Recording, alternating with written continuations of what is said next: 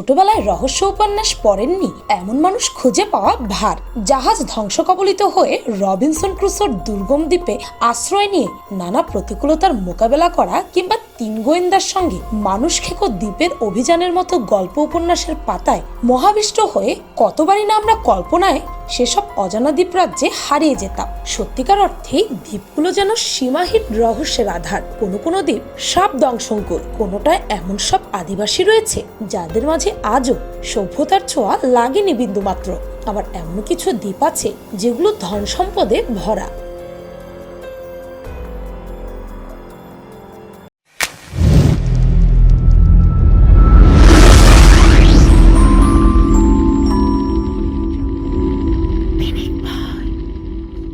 নম্বর 1, পামিরা দ্বীপ। খ্রিস্টপূর্ব 1700 অব্দে এই দ্বীপটি আবিষ্কৃত হয়। উত্তর প্রশান্ত মহাসাগরে অবস্থিত এই দ্বীপটি গুপ্তধনের কারণে বিখ্যাত হয়ে আছে। অনেকে মনে করত এই দ্বীপে গুপ্তধন রয়েছে, একমাত্র এখানকার মাটি খুঁড়ে অনেক ধন সম্পত্তি পাওয়া গেছে বলেও প্রচার আছে।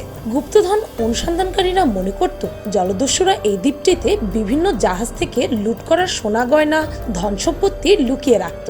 দ্বীপটিতে বেশ কয়েক বছর আগে সন্দেহজনক কিছু মৃতদেহের সন্ধান পাওয়া যায়। তা থেকেই ধারণা করা হয় পরিবার সহ বেশ কয়েকজন লোক দ্বীপটিতে ঘুরতে আসে, কিন্তু তারা ফিরেনি কিংবা ফিরতে পারেনি। কিছুদিন পরে তাদের মৃতদেহ পাওয়া যায়। শোনা গেছে এইখানে আছে বন্য মানুষ যারা উলঙ্গ হয়ে ঘুরে বেড়ায় আর শিকার ধরতে পারলে তাদের পুড়িয়ে খায়। তাই আমেরিকান সরকার এই দ্বীপে যাওয়া নিষেধ করে দিয়েছে।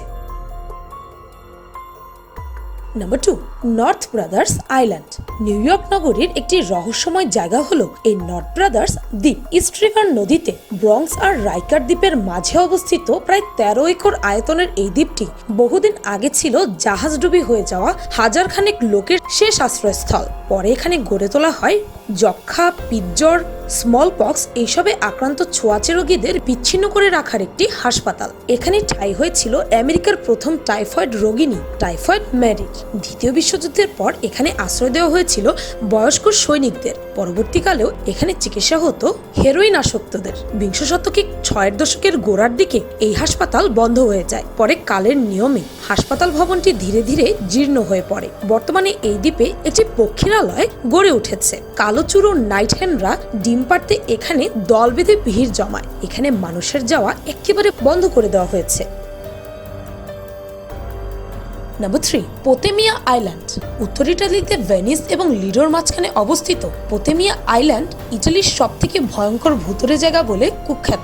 চতুর্দশ শতাব্দীতে বুনোনক প্লেগের প্রাদুর্ভাবের সময় প্রায় 1.5 লাখেরও বেশি প্লেগগ্রস্ত রোগীকে তাদের জীবনের শেষ দিনগুলোতে এখানে বিচ্ছিন্ন করেই রাখা হয়েছিল। শুধু তাই নয়, 19 শতাব্দীতেও এখানে ছিল একটি কুখ্যাত মানসিক রোগীদের হাসপাতাল, যেখানে নাকি একজন ডাক্তার ওই রোগীদের ওপর নানা রকম নিষ্ঠুর পরীক্ষা নিরীক্ষা চালিয়েছিল। নির্জন দ্বীপটির অর্ধেক মাটি নাকি মানুষের দেহাবশেষ থেকে তৈরি হয়েছে। মানুষের বিশ্বাস ওই নিপীড়িত এবং প্লেগে মরা অসংখ্য মানুষের আত্মা সারা দ্বীপ ঘুরে বেড়ায়। তাই সাধারণ মানুষের এই পরিত্যক্ত দ্বীপে যাওয়া নিষিদ্ধ।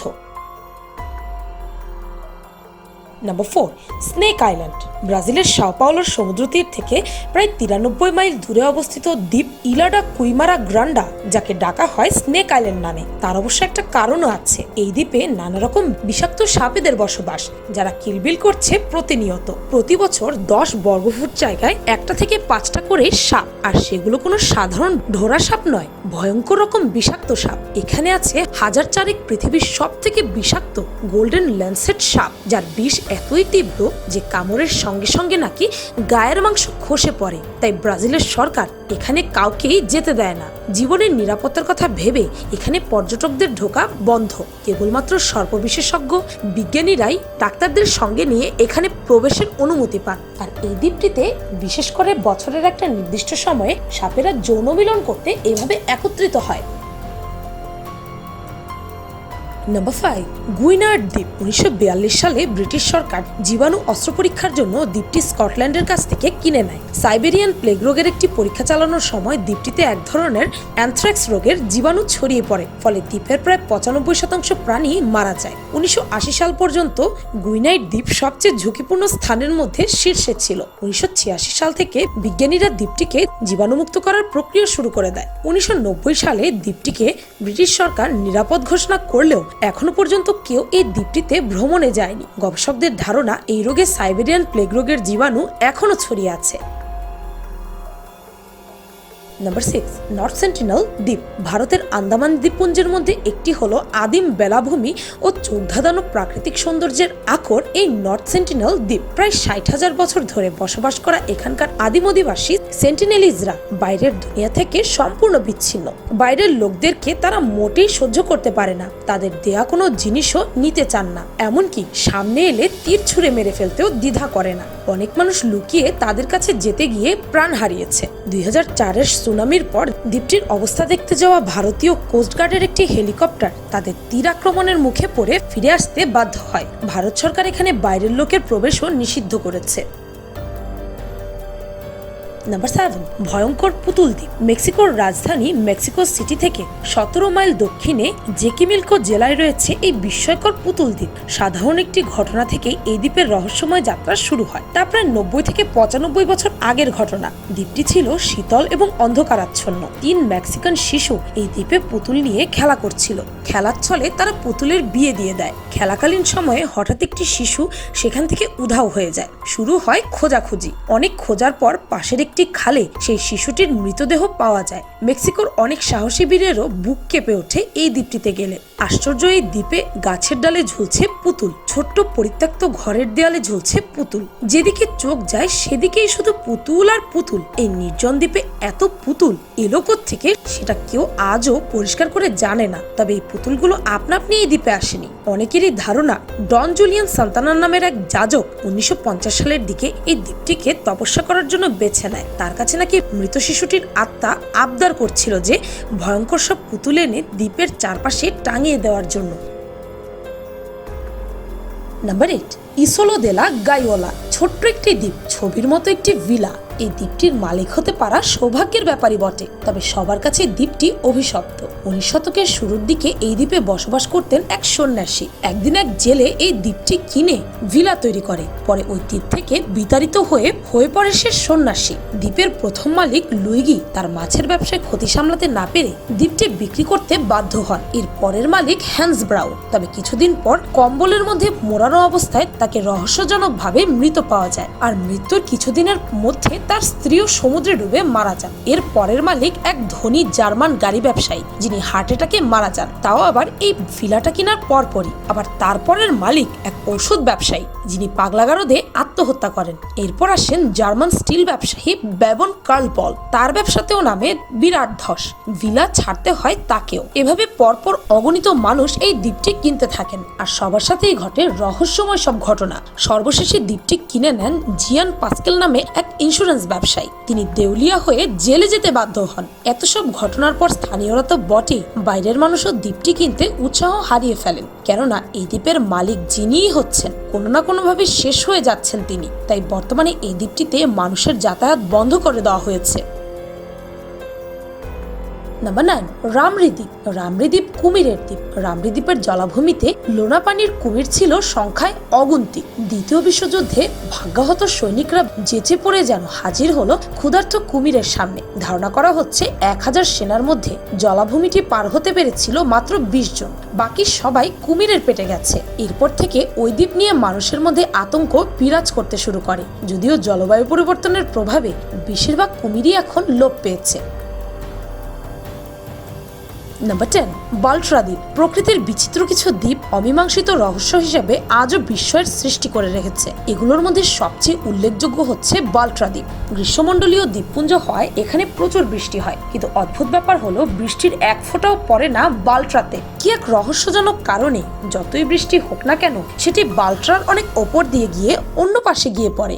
সম্পূর্ণ ভিন্ন ধরনের একটি শক্তি কাজ করছে দ্বীপটির ভেতর। বাল্ট্রাতে এলেই অস্বাভাবিক আচরণ করে নাবিক বা অভিযাত্রী কম্পাস। সবসময় উত্তর দিক নির্দেশনাকারী কম্পাস এখানে কোনো সময় স্থির হয়ে দাঁড়িয়ে থাকে, আবার দিক নির্দেশক কাঁটা ইচ্ছে মতো ঘুরতে থাকে অথবা উল্টোপাল্টা দিক নির্দেশ করে। বাল্ট্রা দ্বীপের ওপর বিমান থাকাকালীনও এমন অদ্ভুত আচরণ করে কম্পাস।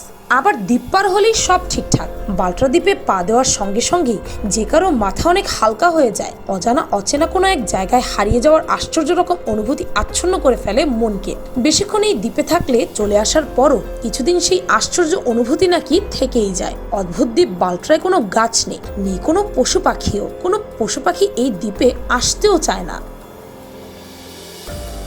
Number 11, মিয়াকেজিমা island. টোকিও থেকে প্রায় 160 কিলোমিটার দক্ষিণে সক্রিয় আগ্নেয়গিরির কোল ঘেঁষে মিয়াকেজিমা দ্বীপ অবস্থিত। অবশ্য এই দ্বীপ জনমানবহীন নয়। বিরূপ পরিবেশ সত্ত্বেও মিয়াকেজিমার আকাশে বাতাসে ভেসে রয়েছে ক্ষতিকর সালফার ডাই অক্সাইড গ্যাস। অগ্নুৎপাতের কারণে তা প্রতি মুহূর্তে বাতাসে মিশে যাচ্ছে। এখানকার ভারী জলবায়ু এবং শীতল আবহাওয়া পরিবেশকে আরো বেশি গম্ভীর এবং নিষ্প্রাণ করে তুলছে। ছড়িয়ে যাওয়া এই সালফার ডাই অক্সাইডের সঙ্গে দ্বীপের অধিবাসীদের খাপ খাইয়ে নিয়েই টিকে থাকতে হয়। এখানে বাস করতে হলে সবসময় হাতে একটা গ্যাস মাস্ক থাকতে হবে। যখন দূষণের মাত্রা অত্যন্ত বেড়ে যায় তখন শহরের মানুষকে দেখলে মনে হয় তারা অদ্ভুত দর্শন কোনো ভিনগ্রহের প্রাণী, অথবা সবাই এক সাজে সেজেছে। এখানকার আগ্নেয়গিরির অগ্নুৎপাত 20 বছর অন্তর অন্তর থেমে থাকে। একটা সময় এমন অবস্থা হয়েছিল যে প্রতিদিন প্রায় 4,20,000 টন সালফার দূষণ হচ্ছিল। 2000 সালে দ্বীপের অনেক অধিবাসী দ্বীপ ছেড়ে চলে যায়। টোকিও মেট্রোপলিটন সরকার ভিডিও, হেলিকপ্টার এবং স্যাটেলাইটের মাধ্যমে আগ্নেয়গিরির গতিবিধি লক্ষ্য করছে।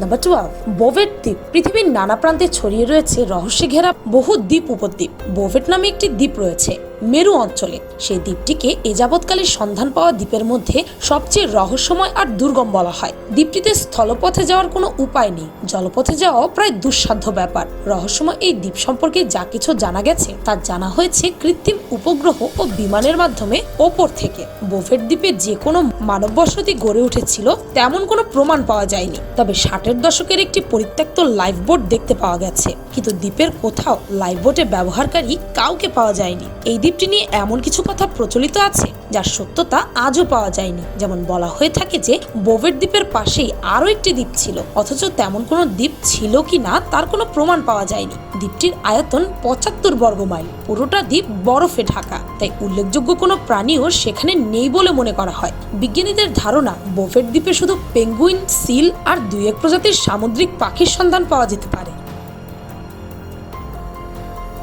Number 13, Clipperton island. Clipperton island একটি কোরাল দ্বীপ। এর অবস্থান প্রশান্ত মহাসাগরে। পৃথিবীর সবচেয়ে ছোট কোরাল দ্বীপ হিসেবেও এটি পরিচিত। আয়তনে এটি মাত্র 6 বর্গ কিলোমিটারের। তবে এই দ্বীপটি বিখ্যাত হয়েছে মর্মান্তিক এক ঘটনার জের ধরে। 1900 সালের শুরুর দিকে দ্বীপটিতে খনি থেকে গুয়ানো উত্তোলন করা হতো। 1910 সালে এই ছোট দ্বীপে বাড়িঘর বানানো হয়। তখন সেখানে প্রায় 100 জন মানুষ বসবাস করত। তাদের মধ্যে পরিবার এবং ছোট ছেলে মেয়েরাও ছিল। প্রতি 2 মাস পর পর জাহাজে এসে খাবার দেওয়া হতো এলাকার লোকজনদেরকে। কিন্তু 1914 সালে হঠাৎ করে মেক্সিকান যুদ্ধ শুরু হয়ে যাওয়াতে জাহাজ আসা বন্ধ হয়ে যায়। দ্বীপটির মানুষজনের কথাও ভুলে যায় সবাই। ছোট্ট একটি শস্যবিহীন দ্বীপে কোনো খাবার ছাড়া মানুষগুলো টিকে থাকতে পারেনি। 1917 সালে আমেরিকান একটি জাহাজ সেই দ্বীপ থেকে সর্বশেষ 3 জন নারী এবং 8 জন শিশুকে উদ্ধার করে। তারাই ছিল দ্বীপের অবশিষ্ট বাসিন্দা।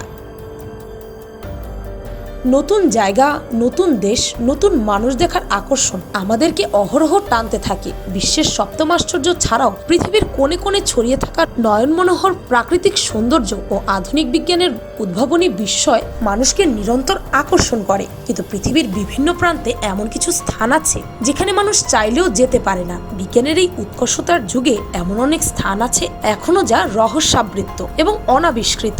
এখনো অনেক জায়গা তাদের অতিপ্রাকৃতিক গোপনতা নিয়ে, ভয়ঙ্কর বিপদ নিয়ে, ধর্মীয় বিশ্বাসের রহস্যময়তা নিয়ে, জনজাতি নিয়ে রয়ে গিয়েছে লোকচক্ষুর অন্তরালে। অতল কৌতূহল সত্ত্বেও সেখানকার হাল হকিকত সম্বন্ধে মানুষ আজও অন্ধকারে। এই জন্য প্রকৃতি আমাদের বারবার প্রমাণ করে দেয় তার সামনে আমরা কিছুই না। আর এর শ্রেষ্ঠ উদাহরণ হচ্ছে 2020 সাল।